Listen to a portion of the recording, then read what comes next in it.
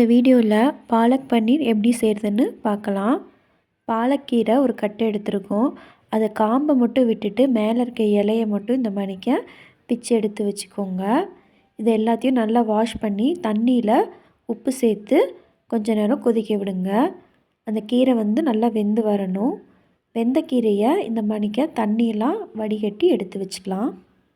வணக்கிறதுக்கு சின்ன வெங்காயம் 100 கிராம், 4 பல் பெரிய பூண்டு, ஒரு துண்டு இஞ்சி, இதெல்லாம் பார்த்திங்கன்னா ஒரு பேனில் ஒரு 2 டேபிள் ஸ்பூன் கடலெண்ணெய் விட்டு நம்ம கட் பண்ணி வச்சுருந்த வெங்காயம், வெள்ளைப்பூடு, இஞ்சி எல்லாம் சேர்த்து நல்லா பார்த்திங்கன்னா வதக்கி எடுத்துக்கலாம். ரொம்ப பார்த்திங்கன்னா ப்ரௌன் கலரில் ஆகணும்னு கிடையாது, ஓரளவுக்கு பச்சை வடை போகிற அளவுக்கு வதங்கினா போதும். இந்தளவுக்கு வதங்கினதுக்கப்புறம் 2 பச்சை மிளகாய் சேர்த்து தனியாக வச்சுக்கலாம். இன்னொரு பக்கம் 2 பெரிய தக்காளியை நல்லா 4 பக்கம் கட் பண்ணி ஒரு பவுலில் போட்டு நல்லா வேக வச்சு எடுத்துக்கலாம். இப்படி எடுத்தோம்னா நம்ம அந்த தோலை ஈஸியாக உரித்து எடுத்துடலாம். இப்படி எடுக்கிறப்போ நமக்கு நல்லா தக்காளி பேஸ்ட்டு பதத்தில் அரைஞ்சி வரும். இப்போ வதக்கி வச்சுருந்த வெங்காயம், 2 பச்சை மிளகாய், நம்ம தோல் உரித்த தக்காளி இதையெல்லாம் சேர்த்து நல்லா பார்த்திங்கன்னா ஒரு பேஸ்ட்டு பதத்தில் அரைச்சி எடுத்துக்கலாம்.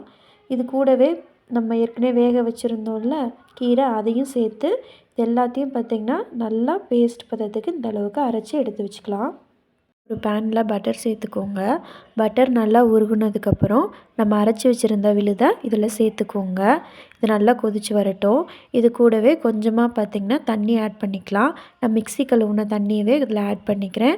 ரொம்பவே தண்ணி ஆட் பண்ண வேணாம். இதுக்கு தேவையான ஸ்பைசஸ் என்னென்னு பார்க்கலாம்.